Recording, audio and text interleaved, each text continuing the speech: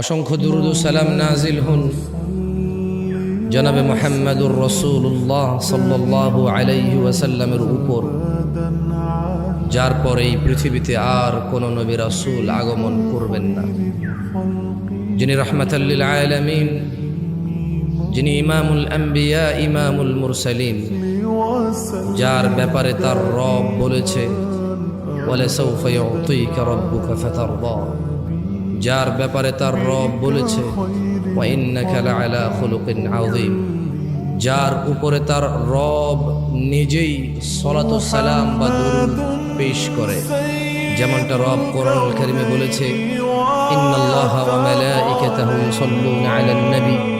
ইয়া আইয়ুহাল্লাযীনা আমানু সাল্লু আলাইহি ওয়া সাল্লিমু তাসলিমা।